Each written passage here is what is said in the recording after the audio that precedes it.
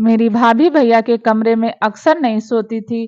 अगर किसी रात भैया के कमरे में सोती थी तो अगली सुबह भाभी रोते रोते बाहर निकलती।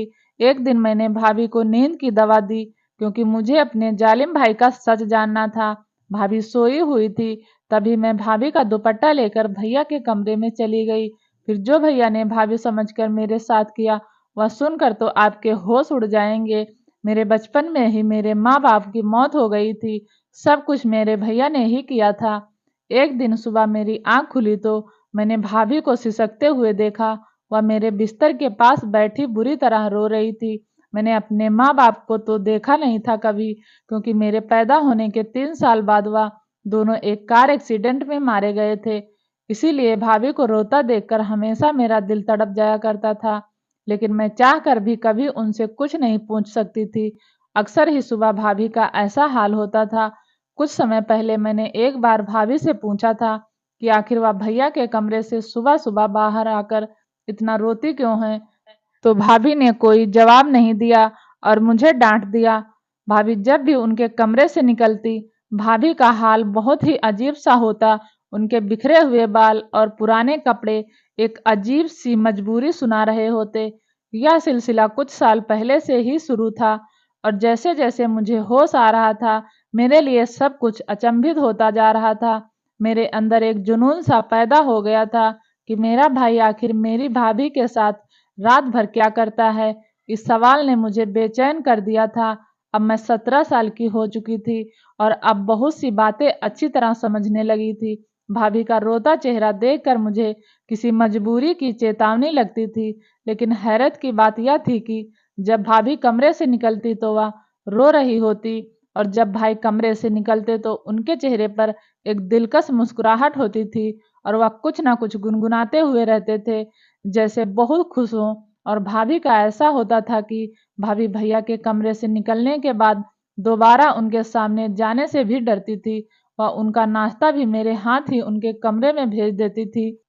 खुद सारा वक्त किचन में खड़ी रहती और आंसू बहाती रहती या तो बाथरूम में बंद हो जाती। भाभी की हालत देखकर मुझे बहुत तरस आता था। मैं 10वीं क्लास में पढ़ती थी और नाश्ता देने के बाद मैं अपने स्कूल के लिए घर से निकल जाया करती थी। लेकिन सारा वक्त मेरे दिमाग में भाभी का ख्याल घूमता रहता था। मैंने कभी किसी सुबह भैया को परेशान या बेचैन नहीं देखा था। वह हमेशा ही बहुत खुशी से नाश्ता करने बैठते और उनका चेहरा बहुत खुश दिखता था। जबकि भाभी को देखकर ऐसा लगता कि किसी भी पल भाभी को कुछ भी हो जाएगा। अक्सर मैं नाश्ता बनाते हुए भाभी के शरीर को कपकपी के चेहरे पर खौफ नजर आने लगता था। भाभी हर रात भैया के कमरे में सोने के लिए भी नहीं जाती थी, बल्कि वह मेरे साथ ही सोती थी। कभी कभी उन्हें जबरदस्ती भैया अपने साथ कमरे में ले जाते थे और भाभी मना करने की कोशिश करती थी, लेकिन भैया उनकी एक ना सुनते। भैया की आवाज में मोहब्बत की ऐसी चाशनी घुली होती कि सुनने वाला हैरान रह जाए। लेकिन मैं अच्छी तरह जानती थी भैया भाभी को कमरे में ले जाकर यकीनन उनके साथ कुछ गलत करते हैं। किसी भी लड़की के लिए किसी लड़की को रोता तड़पता देखना बहुत ही मुश्किल काम है और मेरा भी ऐसा ही हाल था। मैं पढ़ाई पर ध्यान नहीं दे पा रही थी और ना ही घर में मेरा दिल लगता था। मेरा दिल चाहता था कि मैं किसी भी तरह अपनी भाभी को भाई के कमरे में न जाने दूं, लेकिन मैं किसी तरह भाई को मना नहीं कर सकती थी। भाई तो मेरे सामने भाभी के साथ बहुत ही मोहब्बत से पेश आते थे। घर के माहौल ने मुझे इस कदर परेशान किया था कि मैं इम्तिहान में बुरी तरह फेल हो गई। मैंने भाई और भाभी को रिजल्ट नहीं बताया, लेकिन मेरे दोस्त हैरान थे क्योंकि मैं पढ़ाई में बहुत अच्छी थी। वह बार बार मुझसे पूछने लगी थी कि मेरा ध्यान कहाँ रहता है। मैंने उसको अपनी भाभी और भाई के बारे में बता दिया। तुम्हारे भैया अंग्रेजी फिल्में तो नहीं देखते? नेहा ने अचानक ये सवाल किया तो मैं हक्का बक्का से उसे देखने लगी। फिल्म का भला क्या मकसद था? वह अलग निगाह से मुझे देख रही थी और मैं उसकी बात न समझ पाई। फिर उसने बात बदल दी, लेकिन मेरी सुई उसकी बात पर अटक गई। आखिर नेहा ने यह सवाल क्यों पूछा था? मैं घर वापस आई तो भाभी के चचेरे भाई पप्पू अंकल बैठे हुए थे। वह दोपहर को हमारे घर आते थे। भाभी की बचपन से ही उनसे बहुत दोस्ती थी। भाभी बताती थी कि वह दोनों बचपन में एक साथ रहते थे। फिर पप्पू अंकल विदेश चले गए और भाभी की शादी भाई से हो गई। भाभी की शादी को 12 साल हो चुके थे और कुछ साल पहले शायद सब कुछ ठीक था, या फिर मैं ही छोटी और ना समझती, लेकिन कुछ साल से मुझे अच्छी तरह भाभी की हालत समझ आने लगी थी। मैं जान गई थी कि मेरा भाई एक अच्छा आदमी नहीं है, वह मेरी भाभी की तकलीफ की वजह है, और इसी बात ने मेरे दिल में अपने भाई के लिए दुश्मनी पैदा कर दी थी। पप्पू अंकल से हमारी भाभी की बहुत अच्छी दोस्ती थी। वह साल भर पहले ही इंडिया वापस आए थे और भाभी से मिलने के लिए अक्सर आते थे, लेकिन भाभी को उनका आना अच्छा नहीं लगता था। पप्पू अंकल के जाने के बाद भाभी अक्सर मुझे कहती कि अगर तुम्हारे भाई को पता चला कि पप्पू मिलने आता है तो बहुत बुरा होगा। मैं भाभी को दिलासा देती कि भाई को कैसे पता चलेगा, भाई सुबह काम पर जाते हैं, रात को ही घर आते हैं। मुझे तो पप्पू अंकल बहुत अच्छे लगते थे और वह हमेशा आते हैं और भाभी का मूड अच्छा करके जाते थे। इसलिए इसके अलावा मेरे लिए भी बहुत से सामान लेकर आते थे। भाई की आमदनी इतनी कम थी कि गुजर बसर भी मुश्किल से होता था। रात में मैंने अपना और भाभी का बिस्तर लगाया और भाभी के साथ आंखें बंद करके लेट गई। थोड़ी देर में भाई मेरे कमरे में आए। भाभी मेरे साथ ही सोने के लिए लेटी हुई थी।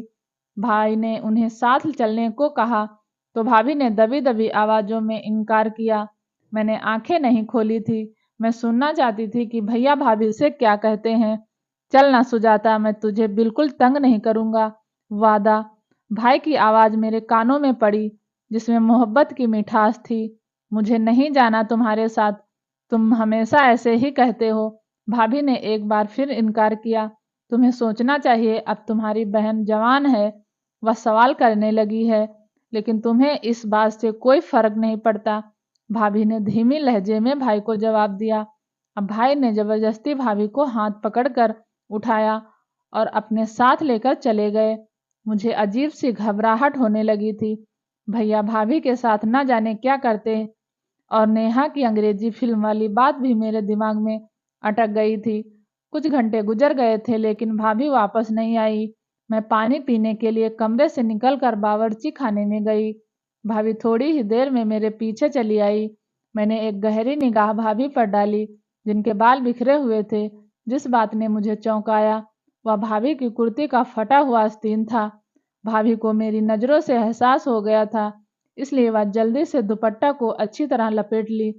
मेरे सामने ही भाभी ने सुबह सही सूट पहना था, लेकिन फिर अचानक ही भाभी का सूट कैसे फट गया। भाभी मुझसे पूछ रही थी कि मैं इतनी रात को क्यों जाग रही हूँ। मैंने झूठा बहाना बनाया कि मैं उठकर पानी पीने आई थी। भाभी मेरे साथ वापस मेरे कमरे में आ गई। मैंने सोने के लिए आंखें बंद कर ली, लेकिन मुझे भाभी की सिसकियों की आवाज़ सुनाई दे रही थी। मेरा दिल चाह रहा था कि मैं उठकर अपनी भाभी को तसल्ली दूं और दिल में आए सारे सवाल को जबान पर ले आऊं, लेकिन मैं अपनी जगह खामोश पड़ी रही।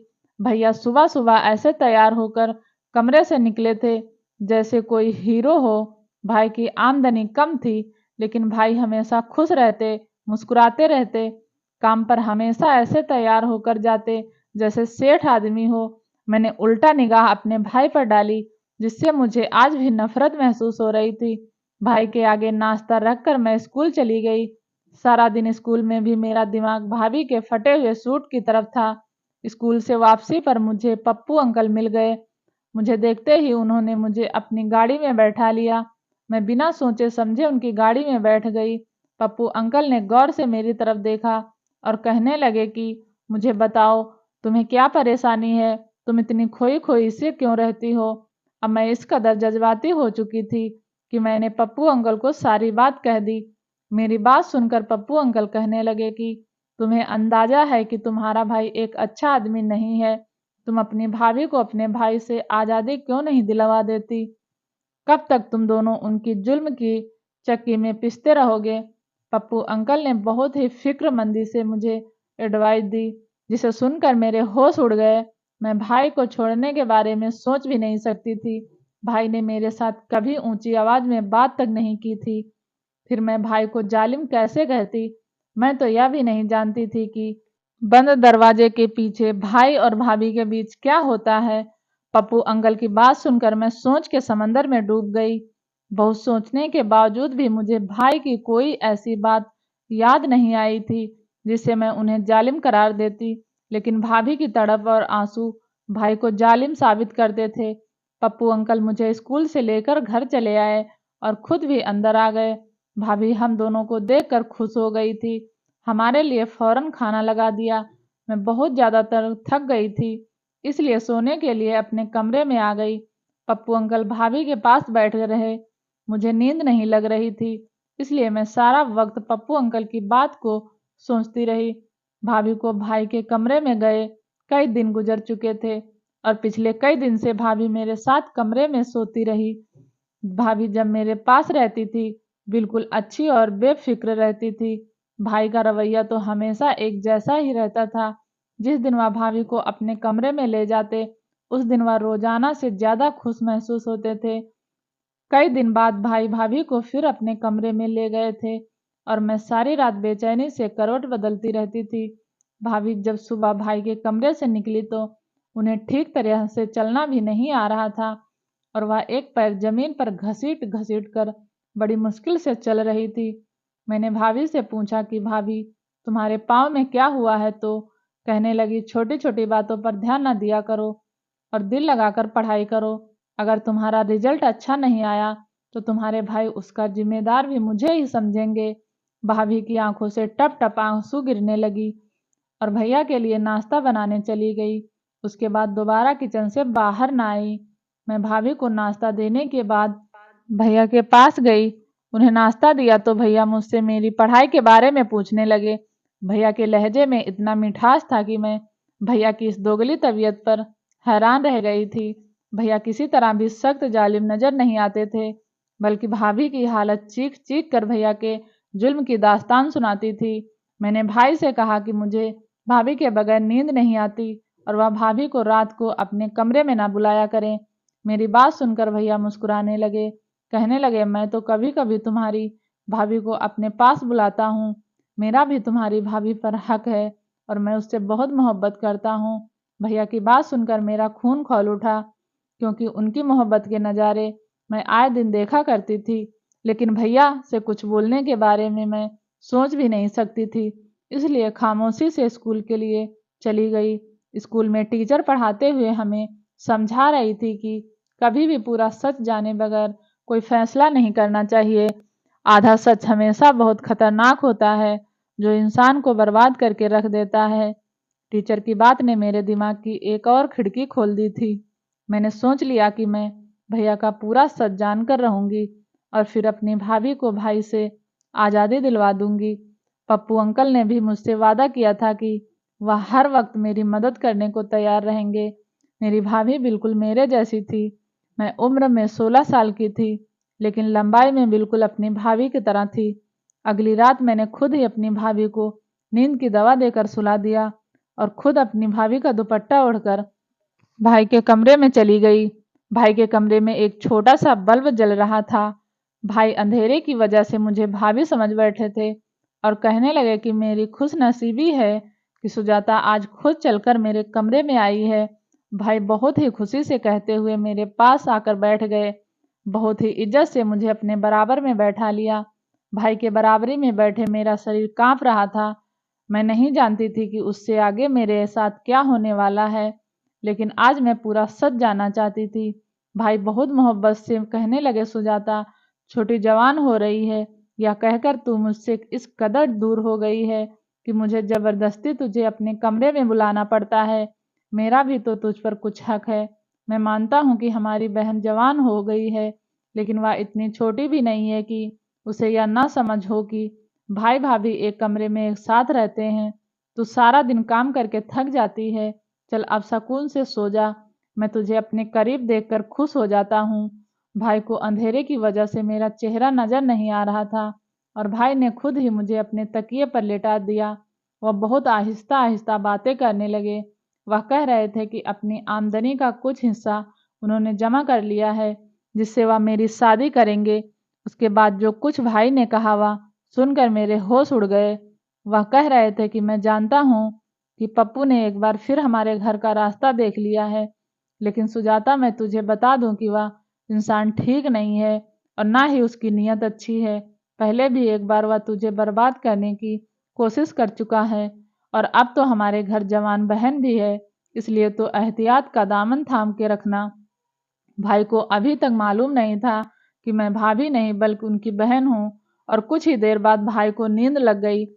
काफी देर तक मैं दम साधे भाई के पास बैठी थी, लेकिन भाई तो बहुत गहरी नींद में सो चुके थे। मैं खामोशी से उठकर कमरे से बाहर निकल आई। भाई ने कुछ भी ऐसा नहीं किया था जिससे मुझे कुछ भी समझ आता। भाई तो बहुत इज्जत और एहतराम से बात किए और सो गए। फिर भाभी ऐसा क्यों करती हैं? इसलिए पप्पू अंकल और भाभी को लेकर मेरे दिल में बहुत से सवाल पैदा हो चुके थे। अगली सुबह भाई रोजाना की तरह थे और उनका चेहरा ऐसे था जैसे भाभी के साथ रात गुजारने के बाद हुआ करता था। मैं खामोशी से भाई का जायजा ले रही थी, लेकिन मुझे भाई के रवैये में कोई बदलाव नजर नहीं आ रहा था। मैं स्कूल से वापस लौटी तो घर के बाहर ही पप्पू अंकल की गाड़ी खड़ी हुई थी। मैं हमेशा दूर से सलाम करके घर में आती थी, लेकिन आज मैं चोरों की तरह दबे पांव घर में घुस गई थी। भाभी और पप्पू अंकल मेरे कमरे में एक साथ बैठे बातें कर रहे थे। उन्हें मेरी मौजूदगी का एहसास नहीं था। जो कुछ मैंने अपने कानों से सुना वो सुनकर मेरे होश उड़ गए। मैं सोच भी नहीं सकती थी कि वह सच जिसे जानने के लिए मैं बेताब थी वह इस कदर भयानक है। भाभी पप्पू अंकल से हंसकर बात कर रही थी कि मैंने अपनी ननद के दिल में उसके भाई के खिलाफ पूरी तरह नफरत का बीज बोया है और अब वह दिन दूर नहीं है जब मेरी ननद अपने भाई के खिलाफ खड़ी हो जाएगी। वह जबरदस्ती मुझे अपने साथ इस रिश्ते में बांध कर रखा हुआ है, लेकिन अब मैं आज़ादी चाहती हूँ। वह मुझे कमरे में लेकर जाता है और मुझसे बात करते करते ही सो जाता है, लेकिन जैसे ही मैं बाहर निकलती हूँ तो अपना हुलिया खुद ही कर लेती हूँ। मैंने छोटी के दिल में यह बात अच्छी तरह बिठा दिया है कि उसका भाई मुझ पर जुल्म करता है। एक दिन तो मैंने खुद ही अपनी सूट का आस्तीन तक काट डाला था। मैं चाहती हूँ कि जब मैं उससे आज़ादी की बात करूँ तो मेरी ननद मेरी ढाल बन जाए और मुझे अपनी ननद को छोड़कर उसके घर से ना निकलना पड़े। छोटी तो दुनिया को मेरी बेगुनाही और अपने भाई के जुल्म की दास्तां सुना देगी और मैं छोटी को लेकर तुम्हारी जिंदगी में शामिल हो जाऊंगी। भाभी की बात सुनकर पप्पू अंकल हंसते हुए कहने लगे कि हाँ, मैंने छोटी से भी कह दिया है कि उसे जब भी मेरी मदद की जरूरत होगी मैं चला आऊंगा। तब भाभी पप्पू अंकल से कहने लगी कि पहले की तरह तुम मेरे साथ बेवफाई न करना। एक बार पहले भी तुम मुझे बीच रास्ते में छोड़कर चले गए थे। उस वक्त मेरे पति ने मुझे माफ करके अपनाया था। तब पप्पू अंकल मेरी भाभी का हाथ पकड़कर कहने लगे कि मैंने बहुत मजबूरी में तुम्हारा साथ छोड़ा था, क्योंकि मेरे घर वाले इस बात के लिए बिल्कुल खिलाफ थे कि मैं एक शादीशुदा औरत से रिश्ता करूं। लेकिन अब मुझे रोकने वाला कोई नहीं है और मैं पूरे दिल से तुम्हें अपना लूंगा और तुम्हारी ननद को हम अच्छे दामों में विदेश में बेच देंगे। बस छोटी को किसी भी तरह यह सच पता ना चले कि उसका भाई जालिम नहीं बल्कि हम उसे जालिम साबित करना चाहते हैं। एक छोटी ही है जो हम दोनों को एक करवा सकती है। भाभी ने पप्पू अंकल को यकीन दिला दिया था कि सब कुछ वैसा ही होगा जैसा उन दोनों ने सोच रखा है। वह दोनों हंसते हंसते थक चुके थे और मेरे कदमों तले जमीन निकल गई थी। मेरी भाभी सिर्फ मुझे ही नहीं बल्कि मेरे भाई को भी पूरी तरह धोखा दे रही थी और वह मेरे भाई के घर में बैठकर एक दूसरे आदमी के साथ मिलती थी और नए रिश्ता की बातें कर रही थी। मुझे भाई की बात याद आ गई कि पप्पू ने पहले भी हमारा घर उजाड़ने की कोशिश की थी। मैं अब बहुत कुछ जान चुकी थी, इसलिए कमरे के अंदर दाखिल हो गई। मुझे देखकर भाभी और पप्पू अंकल चौंक उठे, लेकिन थोड़ी देर में उन्होंने अपने आप पर काबू पा लिया। पप्पू अंकल ने मेरी तरफ चॉकलेट बढ़ाई। मैंने चॉकलेट पकड़ने के बजाय भाभी की शक्ल देखी और सख्त लहजे में भाभी से पूछा कि आपको मुझे बताना पड़ेगा कि आखिर आपको भाई से क्या मसला है। भाभी जान चुकी थी कि उन्हें झूठ का पोल खुल चुका है, इसलिए बिना झिझक के भाभी ने मुझे सारा सच बता दिया। भाभी शादी से पहले पप्पू अंकल से मोहब्बत करती थी, लेकिन पप्पू अंकल ने उनसे शादी करने के बजाय विदेश जाकर नौकरी करने लगी और भाभी की मोहब्बत को छोड़कर अपना करियर चुन लिया। बचपन की मोहब्बत में अपना रंग कच्चा ना होने दिया और भाभी के दिल में पप्पू अंकल की मोहब्बत का रंग बसा रहा। भाभी के घर वालों ने भाभी के लिए भाई को पसंद कर लिया। भाभी जवान और खूबसूरत थी, जबकि भाई उम्र में 9 साल बड़े थे और भाई आम शक्ल सूरत के मालिक थे, जबकि पप्पू अंकल हैंडसम थे। भाभी के लिए भाई का रिश्ता घर वालों की मर्जी से था और भाभी ने अपने घर वालों की जबरदस्ती पर भाई से शादी तो कर ली, लेकिन वह कभी भाई को दिल से अपना नहीं पाई थी। जबरदस्ती का यह रिश्ता भाभी के लिए किसी बोझ की तरह था, लेकिन भाभी इस रिश्ते को किसी तरह चला रही थी कि तभी भाभी की शादी के कुछ साल बाद पप्पू अंकल विदेश से कुछ दिन के लिए वापस आए, तो उनके दिल में भाभी को देखकर एक बार फिर से जज्बात जाग उठे। भाभी भी बचपन की मोहब्बत और अपने जज्बात के हाथों मजबूर होकर पप्पू अंकल से चुपके चुपके मुलाकातें करने लगी। लेकिन कुछ ही दिनों में यह बात भाभी की बड़ी मम्मी को पता चल गई और उन्होंने सारे खानदान में भाभी की इज्जत को उछालना शुरू कर दिया। भाई भाभी से सच्ची मोहब्बत करते थे, इसलिए उन्होंने भाभी को बदनामी से बचा लिया और इस सारे बातों को झूठा साबित कर दिया। जब भाई ने भाभी का साथ दिया तो सारा खानदान अपने आप ही खामोश हो गया। बड़ी मम्मी के हाथ मेरी भाभी तो ना आ सकी, लेकिन उन्होंने पप्पू अंकल पर सख्ती की और उन्हें जबरदस्ती वापस भेज दिया। मोहब्बत का जोश जंग की तरह बैठ गया था। अब एक साल पहले पप्पू अंकल ने दोबारा जिंदा कर दिया। अंकल हमेशा के लिए इंडिया आ गए थे और एक बार फिर वह भाभी के पीछे दीवाने हो गए थे। भाभी को तो पहले ही दिन से भाई पसंद नहीं थे। हमारे हालात भी कुछ खास नहीं थे, जबकि पप्पू अंकल के पास विदेश का पैसा था और भाभी के लिए भाई को छोड़ना कुछ मुश्किल नहीं था। लेकिन बात यह थी कि भाई मुझसे भी बहुत मोहब्बत करते थे और भाभी मुझे अपने साथ विदेश ले जाना चाहती थी। इसलिए भाभी ने जानबूझकर यह सारा खेल रचाया और मेरी नज़रों में भाई को गलत साबित कर दिया। भाभी हमदर्दी बटोरकर मुझे अपने साथ ले जाना चाहती थी, इसीलिए हमारे सामने भाई को जालिम साबित किया और खुद बेचारी बनकर रहने लगी। इतने साल से मैं यही सोच रही थी कि भाई तो कभी ऊंची आवाज में मुझसे बात तक नहीं किए, फिर वह बंद कमरे में भाभी पर जुल्म कैसे कर सकते हैं। मैंने भाभी से साफ साफ कह दिया कि अगर आपको उसके घर जाना है तो आप जा सकती हैं, लेकिन मैं अपने भोले भाले और वफादार भाई को नहीं छोड़ सकती। पप्पू अंकल जो पहले ही भाभी को 2 बार छोड़ चुके थे, भाभी उनसे ना जाने कैसे तीसरी बार उम्मीद लगाकर बैठी थी। मुझे पप्पू अंकल की आंखों में आज पहली बार अपने लिए सिर्फ और सिर्फ ख्वाहिश दिखाई दी थी और मैं जान गई थी कि इस ख्वाहिश को पूरी करने के बाद भाभी उनके किसी काम की नहीं रहेगी। भाभी ने मुझे आगे के सुहाने सपने दिखाकर इस बात के लिए मजबूर किया था कि मैंने उनके साथ चल पड़ूं और भाई को छोड़ दूं, लेकिन मेरे लिए भाई को छोड़ना इतना आसान नहीं था और मेरे लिए मेरे भाई ही सब कुछ थे। अगर मेरे सामने सारा सच ना आता तो शायद मैं कुछ गलत फैसला कर बैठती, लेकिन ऊपर वाले का शुक्र है कि मैंने अपनी आंखों से सब कुछ देखा था और कानों से सुना था। लेकिन भाभी अंकल के साथ जाने के लिए राजी थी, लेकिन जब पप्पू अंकल ने देखा कि मैं किसी तरह उनके काबू नहीं आऊंगी और ना ही भाभी के साथ चलूंगी, तो एक बार फिर भाभी से अपनी राह जुदा करके भाभी को छोड़ गए थे। भाभी को बाद में पता चला था कि पप्पू अंकल भाभी को भी विदेश में ले जाकर बेचने वाले थे और मेरे साथ भाभी के अच्छे दाम मिल रहे थे। लेकिन जब खरीदार को पता चला कि मैं उनके काबू नहीं आई हूँ, तो उन्होंने भाभी को खरीदने से मना कर दिया। वह बहुत ही चालाक और मक्कार इंसान थे। उन्होंने मेरी भाभी की मोहब्बत को पूरी तरह अपने फायदे के लिए इस्तेमाल करने का सोचा था। भाभी को जब एहसास हुआ तो उनके सारे जज्बात धारे में बहकर निकल गए। वह कितना बड़ा नुकसान करने जा रही थी। अगर भाभी और मैं उनके साथ चले जाते तो वह हमारी इज्जत को एक बार फिर से वैसे ही बदनाम करते, जैसे बड़ी मम्मी ने भाभी की इज्जत की धज्जियां बिखेरने की कोशिश की थी। ना जाने कौन सा अच्छा काम हम दोनों ननद भाभी के काम आ गया था कि हम पप्पू अंकल के चुंगल से निकल गए थे। भाभी ने मुझसे अपने किए की माफ़ी मांगी। मैंने भी भाभी से वादा किया कि अब वह कभी ऐसी गलती नहीं करेंगी। रात को भैया घर लौटे तो भाभी ने खुद ही भैया के लिए खाना मंगवाया और अपना बिस्तर भी भैया के कमरे में लगा दिया। भैया की खुशी देखने के लायक थी। भैया सच में भाभी से बहुत मोहब्बत करते थे और यह उनकी मोहब्बत ही थी जो वह भाभी की गलतियों को आज तक नज़रअंदाज करते आए हैं। इतने सालों में पहली बार भाभी को अपनी गलतियों का एहसास हुआ था और उन्होंने भाई को दिल से अपनाया था।